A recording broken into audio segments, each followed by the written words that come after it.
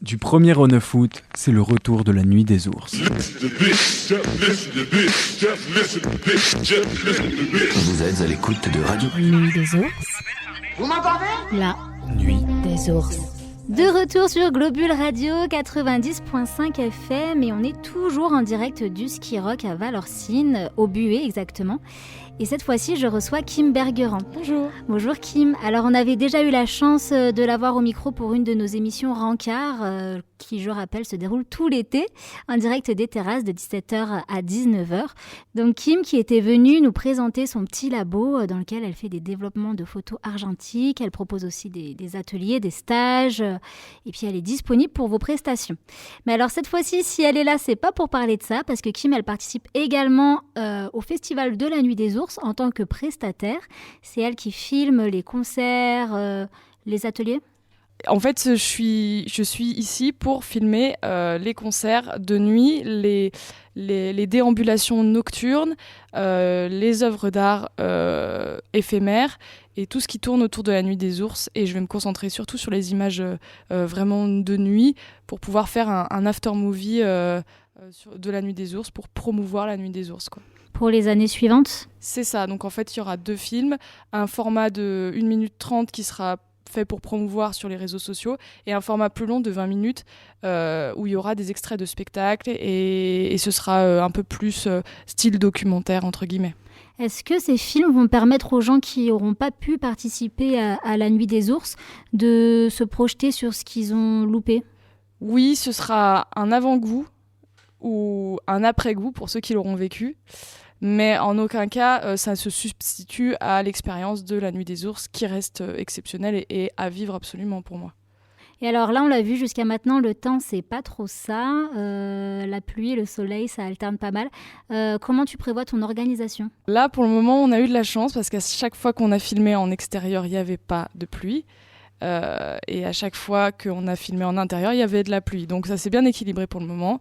On croise les doigts pour que ça reste tel quel pour la Nuit des Ours en elle-même. Et parce que sinon, les spectacles, tout est compromis. Moi, je peux pas, je prends pas le risque d'amener mon matos si tombe des trompes d'eau. Des trompes d'eau. Et alors, Kim, toi, tu es une habitante de Valorcine, donc une locale de chez Local. Qu'est-ce que tu penses de la présence du Festival de la Nuit des Ours ici, dans cette partie de la vallée ? Alors déjà, c'est trop bien, c'est tout, point. Non, mais c'est vrai que c'est trop bien parce que en fait, les artistes, ils arrivent ici, ils connaissent pas, ils ont jamais entendu parler. Ils arrivent dans un paysage incroyable, dans des lieux de spectacle géniaux pour la plupart, qui sont vraiment bien aménagés et tout ça. Y a un vrai échange avec les gens du coin, puisque ça se fait vraiment en partenariat avec les restos, avec en fait toutes les personnes, enfin beaucoup de personnes qui travaillent à la Nuit des Ours.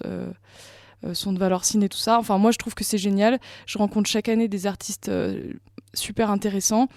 Et chaque année, je me fais des nouvelles connaissances. Et c'est des gens qui sont hyper contents de venir jouer dans un cadre qu'ils n'ont pas l'habitude de voir. Ils ont l'habitude des scènes d'Avignon, des théâtres parisiens. Ils arrivent ici, c'est un peu freestyle. Voilà. Et du coup, ils sont hyper heureux. Enfin, beaucoup sont assez contents, je crois, et qu'ils ont des bons retours avec le public. Et du coup, c'est vraiment cool, quoi. Il y a vraiment des liens qui se nouent. Moi, personnellement, chaque année, je noue des liens avec des artistes. Et je trouve que c'est vraiment une ouverture incroyable, une chance incroyable pour Valorcine de pouvoir, en fait, avoir à notre porte un condensé de culture aussi riche et diversifié, quoi. Est-ce que ça t'inspire, peut-être, toi, des projets personnels ? Alors non, pour le moment non. Je me contente de faire ce que je sais faire, c'est-à-dire observer. Et voilà, je me délecte chaque année des spectacles et j'ai la chance de les filmer, donc c'est hyper enrichissant. Mais ça m'inspire, oui et non. En fait, non, ça m'inspire pas forcément pour des projets personnels. Mais à la fois, les artistes qui viennent et avec qui j'ai la chance de pouvoir échanger, eux sont hyper inspirés par certaines choses que je fais.